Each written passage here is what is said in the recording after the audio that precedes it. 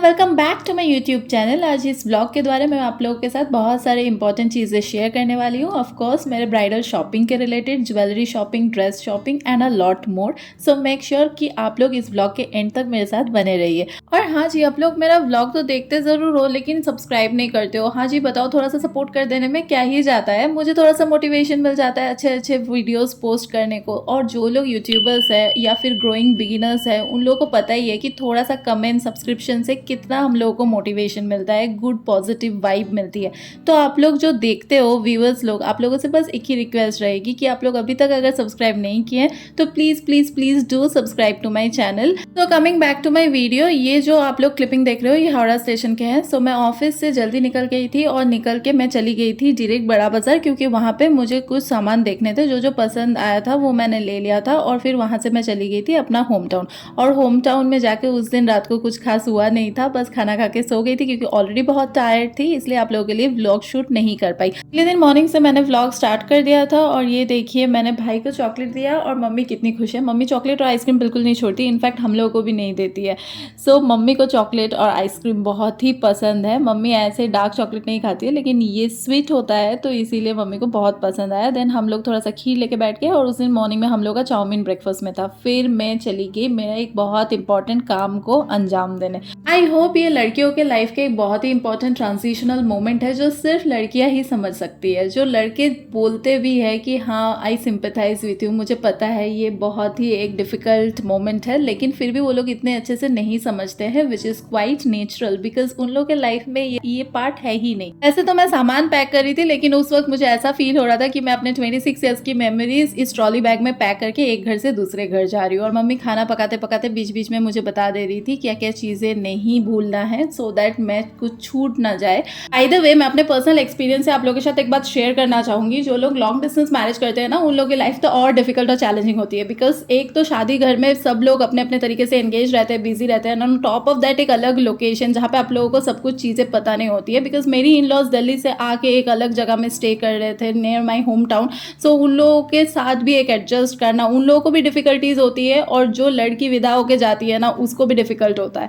तो मैं अपना सारा सामान अच्छे से पैक कर ली थी क्योंकि मुझे बाद में किसी को भी हरास नहीं करना था, ना अपने घर वालों को ना उनके घर वालों में। मेरा ट्रॉली पैक करके मैं निकल पड़ी थी अपना रजिस्ट्री का एप्लीकेशन करने के लिए। तो पापा मेरे साथ गए थे और ये रजिस्ट्री मैरिज में अभी स्पेशल मैरिज एक्ट और बहुत सारे new rules and regulations implement हुआ है, जिसके वजह से आप लोगों को हाथ में समय रख के पूरा प्रोसीजर को कंप्लीट करना है और 2-3 बार तो आपको रजिस्ट्री ऑफिस में चक्कर लगाना ही है। एंड फिर मेरा सारा प्रोसेस कंप्लीट करने में 2-3 घंटा लग गया। फिर आके मैं घर में लंच कर ली, फिर हम लोग सब रेडी हो गए साथ में क्योंकि हम लोगों को जाना था कुछ शॉपिंग करने। और इस बार शॉपिंग हम लोग दुर्गापुर के अंदर नहीं कर रहे हैं, we are going to Raniganj. Raniganj is my birth place if you do not know it yet. तो here we are ready to go. और पिछले व्लॉग में आप लोग के साथ शेयर की थी कि हम लोग के घर में फ्लोरिंग का काम चल रहा है। So here is the final look. ये हम लोग का आंगन वाला जगह है और यहाँ पे हम लोग का घर का पेंटिंग भी कंप्लीट हो रखा है। ये पेंट का कॉम्बिनेशन मैंने चूज किया है। सो लेट मी नो कि कैसा लग रहा है, डू कमेंट मी डाउन। फिर हम लोग निकल गए थे अपने लॉन्ग ड्राइव पर। वैसे हम लोग दोपहर के टाइम पे निकले थे क्योंकि हम लोग को सेम डे रिटर्न आना था। एंड उसके अलावा भी रानीगंज में बहुत सारी और चैलेंजेस है। हम लोग 4 व्हीलर जाके अंदर नहीं जा सकते बाजार के अंदर बिकॉज वहाँ पे इंफ्रास्ट्रक्चर उतनी भी प्लान नहीं है और सारे रास्ते बहुत कॉन्जेस्टेड है, दुकान ही दुकान है। एक बार तो हम लोग पिछली बार लेके गए थे तो हम लोग के गाड़ी के पीछे ठोक दिया था किसी टोटो ड्राइवर ने, इसलिए हम लोग इस वक्त तो रिस्क ही नहीं लिए थे। बाजार पहुंचते ही हम लोग एक अलग जगह में अपने गाड़ी पार्किंग में लगा दिए। फिर हम लोग चल चल के पैदल गए और रास्ते में ये सुंदर सा काली माता का मंदिर पड़ता है। And this shop has a very special connection with me. यहाँ से आज से 28 साल पहले मेरी मम्मी के शादी के टाइम पे भी सारे ज्वेलरीज यहीं से बने थे। आप लोगों में से कोई अगर रानीगंज से इस वक्त मेरा व्लॉग देख रहा है तो प्लीज मुझे कमेंट करके जरूर बताना। इस शॉप का नाम है राज बिहारी। मैं जितना भी पॉसिबल हो पाया उतना इन लोगों का कलेक्शन आप लोगों के साथ शेयर की, क्योंकि लास्ट मेरा ब्राइडल ज्वेलरी शॉपिंग वाले व्लॉग में आप लोगों ने में से बहुत लोगों ने मुझे पूछा था कि कितने ग्राम्स के ज्वेलरीज है। उसमें मैंने अपने कुछ चोकर डिजाइन जो भी मैं दुर्गापुर से शॉपिंग की थी वो सब डिजाइंस मैंने वो उस ब्लॉग पे आप लोगों के साथ शेयर करी थी और मैंने बहुत सारा डिटेल्स भी बताया था। सो अभी तक आप लोगों ने अगर वो ब्लॉग नहीं देखा है है तो please visit my channel and do watch that vlog. और आप लोगों में से बहुत सारे लोग उस व्लॉग में बहुत सारे प्यार बांटे, so thank you so much, keep supporting. यहाँ पे मुझे ऐसे ही ब्रेसलेट टाइप ऑफ कुछ चीज़ें चाहिए था, सो मैंने लिया था। ये आपको 15 to 18 ग्राम्स में मिल जाएगा। बहुत लोगों ने मुझे पिछले व्लॉग्स में पूछा था कि कितने प्राइस रेंज है, बट मैं प्राइस रेंज स्पेसिफाई इसलिए नहीं करती हूँ क्योंकि डे टू डे आप लोगों का जो गोल्ड का वैल्यू है पर 10 ग्राम्स वो वेरी करती रहती है। सो मैं आपको ग्राम्स का वजन अगर बता दूँ तो आप लोग कैलकुलेट कर लेना एज ऑन डेट आप लोगों का गोल्ड का वैल्यूएशन के हिसाब से। सो ये अराउंड 15, 12, 15, 18 ऐसे ग्राम्स में मिल जाएगा आप लोगों को। अच्छा खासा design, depending on the design आप लोगों का जो भी मेकिंग चार्जेस है वो वेरी करेगा। आप लोग अगर कोई लोकल शॉप से ले रहे हो तो वहाँ पे आप लोग डिज़ाइन शेयर कर सकते हो, वो लोग गोल्ड के वेट के ऊपर मेकिंग चार्जेस को ऐड करके आपके साथ टोटल कॉस्टिंग शेयर कर देंगे। ये नेकलेसेस जो आप देख रहे हैं ये 1.5 से 2 लाख के थे कम से कम। एंड ये जो ईयर पीसेस थे ये मुझे बहुत यूनिक लगा क्योंकि हमेशा तो आप भारी भरकम चीज़ें वेयर करके नहीं रह सकते, तो ये स्टड्स, ईयर रिंग्स, ये सब बहुत प्यारा था। ये आपको 4 to 5 ग्राम्स में पर पेयर मिल जाएगा। एंड देन हम लोगों को कुछ और भी चीज़ें देखना था तो मम्मी देख रही थी और मैं घूम घूम के देख रही थी। ये चोकस 11 to 12 ग्राम्स के हैं, कुछ 8 ग्राम्स के भी आपको सिंपल सब मिल जाएगा। ये मुझे बहुत प्यारे लगे। मैंने लिया तो नहीं क्योंकि मेरे चोकर्स ऑलरेडी सारा सिलेक्शन हो गया था, वो बनवाने भी दे दिया था। और ये जो मानताशा है ये अराउंड 20 ग्राम्स, 18 ग्राम्स, 25 ग्राम्स ऐसे के रेंज में है। ये ईयर रिंग्स जो है वो 6-8 ग्राम्स के हैं। चोकस तो मैंने आपको बता ही दिया। तो ये सारे इस रेंजेस में ही अवेलेबल थे। ये मुकुट टाइप का होता है ना जो क्राउन छोटा सा, वो अराउंड 12, 13, 15 ग्राम्स के थे, कुछ 18-20 ग्राम्स में ही था। ऑब्वियसली आप जितना गुड़ डालोगे उतना तो मीठा होगा ही, सो ये आपके ऊपर है कि आप कितना गुड़ डालना चाहोगे। जो सारे क्लिप्स मैंने ली थी तो मैंने कोशिश की थी कि आप लोगों को ऑन स्क्रीन सारे लेवल्स भी दिख जाए। यहाँ पे से आप थोड़ा जूम करके पढ़ भी सकते हैं कि पर डिज़ाइन में कितने ग्राम्स के हैं। वैसे मैंने रेंज तो आपको बता दी पर इंडिविजुअल तो बताना पॉसिबल नहीं है। फिर मम्मी को कुछ पौला चाहिए था, मेरा तो बन गया था, मेरा वाला वहाँ पे दुर्गापुर में ही बनने दे दिया था। मम्मी कुछ डिज़ाइंस देख रही थी। ये 4 to 5 ग्राम्स, कुछ 6-8 ग्राम्स पर पेयर भी पड़ रहा था। गोल्ड का प्राइस इतना ही बढ़ गया है कि हम लोग जैसे मिडिल क्लास फैमिली से जो लोग बिलोंग करते हैं वो लोग गोल्ड के दुकान में जाके कैलकुलस, डिफरेंशिएशन, इंटीग्रेशन को छोड़ के बाकी सारे सम्स वहीं पे कर लेते हैं कैलकुलेट। तो वैसे हम लोगों का भी हाल था, हम लोग तो सारा कैलकुलेशन कर रहे थे और मम्मी और भी डिज़ाइंस देखी जा रही थी, मैं भी देख रही थी। मेरा तो वैसे बन गया था, फिर भी मुझे देखना था क्योंकि लड़कियां हैं हम लोग, भाई हम लोग को लेना हो चाहे ना हो, अब दुकान पहुंच ही गए तो देखेंगे ज़रूर, ट्रायल तो कर ही सकते ना, उसमें पैसे थोड़ी ना जाते हैं।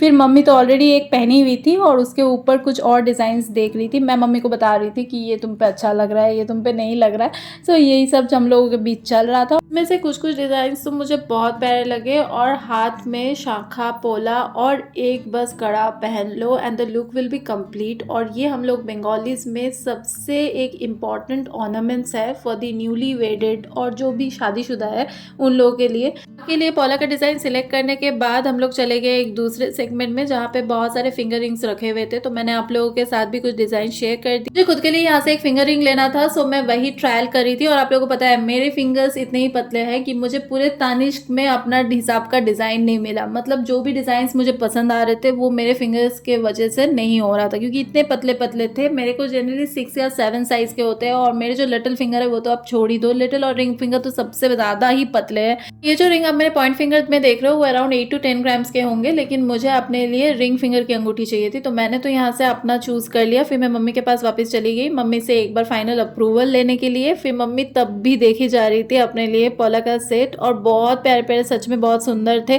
कुछ डिज़ाइंस मैं आप लोगों के साथ शेयर कर रही हूँ। यहाँ से तो आपको दिख रहा है वो जो ऊपर वाले थे ना वो तो मस्त थे, वो जो मोटे वाले, लेकिन वो बहुत महंगा भी था। वो एकदम प्लेटेड था लेकिन वो अकेला सिर्फ हाथ में पहनने के लिए ना कुछ और पहनना ही नहीं पड़ता, इतना ज़्यादा प्यारा था वो, बहुत ज़्यादा था। मतलब 10 ग्राम्स अराउंड थे पर पोला का सेट में। फिर हम लोग वहाँ से सब कुछ ले लिए एंड देन हम लोग चले गए भाई के लिए सूट फाइनलाइज करने। अंकल हम लोगों को एक दुकान में ले गए और ये बहुत पुराना शॉप है लेकिन यहाँ का जो ऑप्शंस है वो बहुत ही ज़्यादा यूनिक और बहुत ही एलिगेंट था क्योंकि मुझे और भाई को बहुत ज़्यादा तामझाम वाली चीज़ें पसंद नहीं आते, इसलिए हम लोग सिंपल और सोबर वाले कलेक्शन से ज़्यादा प्रेफर करते हैं। और यहाँ पे सबसे मस्त बात ये थी कि यहाँ से आप अगर कोई मटेरियल चूज़ करते हो और आपको पर्टिकुलर कोई कस्टमाइजेशन चाहिए होगा, दैट केस आप अपने सारे रिक्वायरमेंट्स इन लोगों को बता दो और कुछ दिन का वक्त दे दो साथ में इन लोगों को and they will make it for you. तो हम लोग यहाँ पे अपना सारा मटेरियल चूज़ किए, लेकिन हम लोग को कुछ कस्टमाइजेशन चाहिए था, तो वो लोग बोले कि टेलर मेड वो लोग बना देंगे अपने पूरे फिटिंग्स के अनुसार, और बटन्स भी इनफैक्ट हम लोग अपने हिसाब से चूज़ कर सकते हैं। अगर कुछ पर्टिकुलर मटेरियल का प्रेफरेंस रहे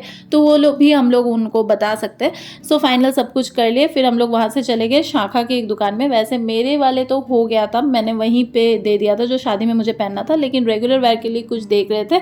फिर वहाँ से हम लोग कुछ फाइनलाइज किए, और ये दुकान का एक अच्छी बात ये है कि यहाँ से मम्मी भी बहुत टाइम ली है और उनको भी बहुत अच्छा पॉजिटिव फीडबैक रहा है। कहते हुए शाखा खरीदने में सच में एक चैलेंजिंग फैक्टर ये है कि ये 600 to 800 रुपीज़ पर पेयर का पड़ता है, लेकिन सब लोग क्लेम करते हैं कि उनके पास में जो शाखा है वो सबसे ज़्यादा जेन्युइन है, रियल है। लेकिन ये जो लोग एक्सपीरियंस है वही लोग देख के बताते हैं, नहीं तो फिर उसमें छोटे छोटे कीड़े भी पड़ जाते हैं। शाखा सच में बहुत फ्रेजाइल भी होता है, इसलिए ये अच्छे शॉप से और अच्छा क्वालिटी का पहनना ही चाहिए, ऐसा मम्मी कहती है हमेशा। तो वहाँ पे से हम लोग ले लिया अपने हिसाब से सारा ज्वेलरीज, और ये कुछ रेडीमेड श्री कृष्णा या हरे कृष्णा कोई ब्रांड का था, वो हम लोग को दिखा रहे थे, but I didn't want to hurt that uncle. मुझे गोल्ड प्लेटेड चीज़ें पसंद नहीं है, सो मैंने कुछ लिया नहीं, बस अपना शाखा निकल गए। और फिर यहाँ से और एक दुकान में गए, एक दो दुकान में, जहाँ पे से हम लोग फिर सूट देख रहे थे, लेकिन हम लोग को यहाँ पसंद नहीं आया, क्योंकि पहले वाले दुकान में हम लोगों को पसंद आ गया था। फिर भी हम लोग वहाँ पे ऑप्शंस देख रहे थे कि कुछ अच्छा मिल जाए कि नहीं। तो इस दुकान में गए, ये एक पर्टिकुलर न्यू मॉल है जो वहाँ पे खुला हुआ था, और यहाँ पे जाके हम लोग कुछ कलेक्शन देखे, लेकिन पसंद नहीं आया ऑनेस्टली। और यहाँ से हम लोग बस शर्ट पैंट का कुछ छोटा मोटा पीस लेके निकल गए। यहाँ पे से कुर्ता वुर्ता भी था, लेकिन ये सब बहुत ही ज़्यादा एक्सपेंसिव था in comparison to the quality that they were providing. Actually होता है ना कि कहीं पे कुछ चीज़ें आंख में लग जाती है, उसके बाद कितना भी आप देख लो वो आपको पसंद नहीं आते हैं, तो वही हालत हो गया था हम लोगों का। तो मेरा तो यहाँ कोई काम नहीं था, ये लोग अपने कपड़े देख रहे थे, जेंट्स कपड़े, और हम लड़कियाँ बस घूम रहे थे, मतलब मैं और मम्मी का फिर भी कुछ काम था, मम्मी बता रही थी ये वाला अच्छा लग रहा है, ये वाला नहीं लग रहा है। मेरा तो वो भी नहीं था, तो मैं बस वीडियो शूट कर रही थी। के लिए एक बस ये सूट ही था जो हम लोगों ने रानीगंज से लिया था, बाकी उसके अलावा उसने शादी के दौरान जितने भी अटायर पहने थे सब कुछ इधर ऑनलाइन से था, नहीं तो फिर हम लोगों ने दुर्गापुर से ही लिया था। बार बार ट्रायल करते करते ना सच में परेशानी ही है भाई। जब भी हम लोग मॉल में जाते हैं इतने चेंजेस करते, लेते हो बस 1 2 या 3 ही कपड़े, लेकिन ट्रायल करते करते जान पूरा बेहाल हो जाता है और बहुत ही एग्जॉस्टेड हो जाते हैं। लेकिन यहाँ तो भाई सिर्फ ट्रायल कर रहा था, मेरा हालत ख़राब था। मेरे को लग रहा था भाई अब जल्दी से जो लेना है ले और यहाँ से निकल, क्योंकि मैं ऑलरेडी एग्जॉस्टेड हो गई थी। पूरा दिन आप लोगों ने देखा कि कैसे क्या चल रहा था। तो अभी तक तो मेरी एनर्जी ऑलरेडी ड्रेन आउट हो चुकी है और मेरी बैटरी लेवल भी ड्रॉप हो रखी है। मुझे लग रहा था कि अभी आप लोगों को जो भी लेना है जल्दी जल्दी ले लो और फिर निकलते हैं, लेकिन यहाँ से निकल के कहाँ ही इतना जल्दी हम लोगों को छुटकारा मिलने वाला है, क्योंकि रानीगंज तो रोज़ रोज़ हम लोग आना जाना कर नहीं सकते। जब भी आते हैं तो बहुत सारा काम लेके इकट्ठा आते हैं। तो हम लोग यहाँ से निकल के तुरंत पहुँच गए एक शॉप पे, जहाँ पे हम लोगों को गोल्ड और सिल्वर ये सब का छोटा छोटा जो यूटेंसिल्स होता है वो सब मिलता था। तो हम लोग वहाँ पे 2-4 शॉप्स घूमे जहाँ पे ये चांदी के यूटेंसिल्स मिलते हो। और ये एक्चुअली हम लोग के घर का एक ट्रेडिशन है, जहाँ पे न्यू बॉर्न जो होते हैं या फिर सास लोग अपने दामाद को फर्स्ट टाइम जो बोर्डन करते हैं, जो at the time of wedding एक रिचुअल होती है बंगालीज में, एट दैट मोमेंट हम लोग ये चांदी का सिक्का, चांदी का कटोरी, चम्मच या फिर थाली जो होता है उसी में देते हैं। तो किसी का अगर हैसियत हो तो वो तो सोने का भी दे सकता है, लेकिन इस टाइम पे सोने का कहाँ। तो हम लोगों का जैसा मिडिल क्लास घर में होता है तो हम लोग बस चांदी से ही चला लिए इस बार का काम। चांदी का कुछ सामान हम लोग देखे, कुछ डिज़ाइंस हम लोग चूज़ कर रहे थे, लेकिन फाइनल वाला यहाँ से हम लोग नहीं लिए। वो मैंने आप लोगों के साथ एक व्लॉग के माध्यम शेयर भी किया है कि फाइनल वाला जो है वो जंक्शन मॉल दुर्गापुर से ही हम लोग खरीदे थे, क्योंकि वहाँ पे उन लोगों का कलेक्शन और ज़्यादा था। लेकिन उस वक्त हम लोगों को पता नहीं था, तो हम लोग बस यहाँ का भी एक बार देख ली कैसा क्या मिलता है। फिर वहाँ से हम लोग चले गए दशकर्मा के दुकान पे। दशकर्मा के दुकान पे हम लोगों को ये मुकुट लेना था, जो हम लोगों का एकदम proper authentic traditional Bengali wedding में आप लोग देखे ही होंगे, लड़का और लड़की ये जोड़ा पहन के ही बैठते हैं। और ये है कूलो। कूलो को एक्चुअली हिंदी में क्या बोलते हैं मुझे नहीं पता, लेकिन ये भी एक इम्पॉर्टेंट चीज़ होता है, जैसे हम लोग वो जो खोई डालते हैं ना, जो आग पे डालता है, उस टाइम पे हम लोग इसको यूज़ करते हैं, जो लावा को आग के ऊपर डालते हैं। तो ये सब क्लिप्स आप लोगों को ज़रूर मिल जाएगा मेरे शादी के छोटे छोटे क्लिप्स में। और अभी तक आप लोगों ने अगर मेरा इंस्टाग्राम हैंडल चेकआउट नहीं किया है तो please to check it out, क्योंकि वहाँ पे मैं बहुत सुंदर सुंदर अपने शादी के मोमेंट्स को कैप्चर करके डाली हुई हूँ। तो श्रेया बोश मिश्रा यही है उस चैनल का नाम, इंस्टाग्राम जो हैंडल है मेरा। मैं मैं वैसे भी डिस्क्रिप्शन बॉक्स में और पिन कमेंट में वो लिंक को मेंशन कर दूंगी, सो दैट आप लोग वहाँ से ही चेकआउट कर सकते हैं। और वो जो मैं ब्रेसलेट का बात बोल रही थी, यही था वो ब्रेसलेट। डिज़ाइन कैसा लगा, मयूर वाला था, वो ज़रूर बताना। और मुकुट मैंने 3 तरीके का लिया था, जो कि अलग अलग रिचुअल के टाइम पे मैंने पहना था। तो मुझे एक एडवांटेज ये हुई थी कि मेरी looks were different in each of the ritual. और हाँ, बंगाली वेडिंग में जो ये मुकुट होता है ना, ये जनरली बहुत फ्रेजाइल होता है, तो एक बार टूट जाए तो आप खुद वाला दूसरे बार पहन नहीं सकते हो। तो I should always recommend you कि आप लोग मल्टीपल ये वाला मतलब मुकुट ले लीजिएगा, ताकि आप लोग अलग अलग टाइम पे पहन। तो again this clips are from my next day, जहाँ पे सुबह सुबह उठ के मम्मी पहले मेरे हेयर में ऑयलिंग कर दी, उसके बाद मैंने ब्रेकफास्ट नहीं किया था तो डायरेक्ट लंच कर लिया, और पपाया के साथ मैंने ऑरिगेनो मिक्स किया था so that it taste a little different. और पूरा दिन व्लॉग नहीं शूट कर पाई थी क्योंकि ऐसा कुछ खास हुआ नहीं था। शाम को ये भैया फुचका लेके आए थे पाड़ा में, तो मैं फुचका खा के फिर हम लोग निकल गए। कुछ शॉपिंग पेंडिंग था उसको कंप्लीट करने के लिए, और भाई मेरे साथ गया था। यहाँ पे हम लोग ये तोत्तो का जो ट्रेज होता है ये फाइंड आउट करने गए थे। तो ये तोत्तो को सुंदर से ट्रे में सजा के देखने में सच में बहुत अच्छा लगता है, लेकिन आजकल मैंने देखा है कि बहुत सारे लोग इस काम को आउटसोर्स करते हैं। मतलब देयर आर डिफरेंट छोटा छोटा एजेंसीज है और बहुत सारे लोग हैं जो लोगों का ये तोत्तो जो सजाने वाला रस्म है इसको अच्छे से डेकोरेट करके सब कुछ करके देते हैं। लेकिन आई फील कि ये सब खुद ही करने में एक अलग मज़ा है। Eight the end of the day हम लोग जो मोमेंट शेयर करते हैं, जो बॉन्डिंग होती है ना सारी फैमिली के सारे मेम्बर्स मिल के जो बनाने वाला, वो तो बहुत ही प्यारा होता है। पहले के ज़माने में मतलब मेरे मौसी वौसी के टाइम में मैंने देखा था कि सारे बच्चे लोग जुट जाते थे इस सब काम करने के लिए, लेकिन अभी कहाँ, अभी किसी के पास टाइम नहीं है, लोग ये सब काम आउटसोर्स ही करते हैं जनरली। तो हम लोग कुछ सामान लेके आना था, डेकोरेटिव आइटम्स, वो सब ले गए आ गए, और फिर आते वक्त हम लोग कुछ मिठाई विठाई भी मम्मी लाने दी थी, वो लेके आके हम लोग डिनर छत्तू रोटी से, मतलब सत्तू रोटी सॉरी, हम लोग बांग्ला में छातू रोटी बोलते हैं, तो वो खा के फिर हम लोग कंप्लीट हो गया that day. And then the next day, मतलब इस व्लॉग में मैंने 3 डेज को एक साथ मर्ज किया है, अलग अलग व्लॉग्स नहीं बना के। थर्ड डे हम लोग बैठ गए अपना तोत्तो का डेकोरेशन स्टार्ट कर लिए, और यहाँ पे हम लोग कुछ आइटम्स को पहले प्रिपेयर कर रहे थे सो दैट इसका बेस क्लियर हो जाए, और फिर हम लोग उसके ऊपर अपना काम चालू कर दिए। मैं और भाई धूप में बालकनी में बैठ गए थे क्योंकि ठंड का मौसम था, अंदर घर में बहुत ठंड लगता है, इसलिए हम लोग सारा सामान वामान लेके बैठ गए दोनों आदमी, और फिर हम लोग अपना काम चालू कर दिए। यही वो मोमेंट था विच आई वाज टॉकिंग अबाउट। बहुत अच्छा लगता है, हम लोग दोनों आदमी को नहीं आता ये सब काम करना, जितना भी छोटा मोटा बचपन से हम लोगों का क्राफ्ट का स्किल है वही हम लोग यूटिलाइज करने वाले हैं, लेकिन ये जो मतलब मोमेंट होता है ना, यही प्रेशियस होता है। हम लोग की जो बॉन्डिंग है, हम लोग पूरा दिन लग के जितना एफर्ट डाले, ये सब चीज़ ही आज मैं चेरिश कर रही हूँ। ये बहुत ही अच्छा लगता है। आज जब मैं वॉइस ओवर भी कर रही हूँ ना, तो मुझे लगता है कि this memories are still fresh. तो फिर मैं बीच में एक बार ब्रेक लेके मम्मी के पास चली गई थी, मम्मी खाना बना रही थी, लेकिन हम लोगों को कुछ पेंडिंग चीज़ें भी लाना था, तो बीच में एक बार दुकान होके लोकल मार्केट से लेके आ गए। फिर घर पहुँच के मम्मी को देख रहे हैं, मम्मी का चिकन भी बन गया। आज का टेस्टी यम्मी डिश है चिकन और पुलाव। फिर हम लोग फिर से लग गए अपने काम पे, थोड़ा बहुत काम कंप्लीट कर लिए, और फिर हम लोगों का final result was somewhat looking like this. यहाँ पे आप देख रहे हैं, साड़ी को हम लोग ज़्यादा फोल्ड नहीं किए। वैसे तो बहुत लोग बोट फिश बहुत कुछ बना देते हैं, लेकिन उसमें ना साड़ी की हालत पूरा ख़राब हो रखी होती है, तो हम लोगों को वो चाहिए नहीं था, क्योंकि मुझे लगता है कि साड़ी को ऐसे स्टिच विच करके मोड़ मार के बिल्कुल अच्छा नहीं लगता है। बाद में जो पहनता है ना, उसको मन ही नहीं करेगा पहनने का, इसीलिए हम लोग एकदम सिंपल सा रखे, बस फोल्ड करके उसको रख दिए अच्छे से, और थोड़ा सा थर्मोकोल कलरफुल बॉल्स ये सब दे के थोड़ा सा डेकोरेट कर दिए।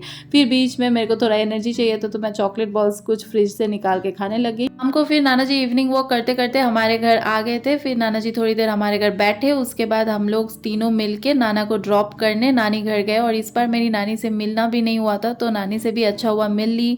फिर उसके बाद वापस घर आके देखती हूँ राखी आई हुई है हमारे घर में, बहुत सारा बलून्स लेके वो हाथ में बैठी हुई थी, और थोड़ा सा टीवी देखे, फिर वो थोड़ा चनाचुर वनाचुर खाई, फिर उसके बाद वो भी चली गई। फिर हम लोग जुट गए अपने, फिर से वापस रिज्यूम कर लिया अपना काम, और फिर बहुत सारे ट्रेस डेकोरेशन करना ऑलरेडी पेंडिंग था, तो वही सब हम लोग कंप्लीट कर रहे थे। एक्चुअली ये काम इतना भी आसान नहीं है, और एक दिन में कंप्लीट होने वाला तो बिल्कुल नहीं है, क्योंकि बहुत ही टाइम लगता है और बहुत ज़्यादा पेशेंस भी चाहिए होता है। तो क्रिसमस का टाइम था, मम्मी हम लोग के लिए फ्रूट केक लाई थी, हम लोग वही खाते खाते फिर सुबह लग गए अपना काम पे, और बहुत सारा ट्रेस हम लोग का कंप्लीट भी हो गया था। और जितना नंबर ऑफ ट्रेस आप बनाओगे उतना ही आपका टाइम ज़्यादा लगने वाला है। फिर हम लोग लंच कंप्लीट कर लिए बीच में, और ये मेरा फेवरेट ट्रे था, चॉकलेट वाली ट्रे, बहुत प्यारी सजी थी, और मुझे तो चॉकलेट खाने का ज़्यादा इंतज़ार था। बहुत मुश्किल से मैंने अपना लोभ को थोड़ा सा कंट्रोल किया।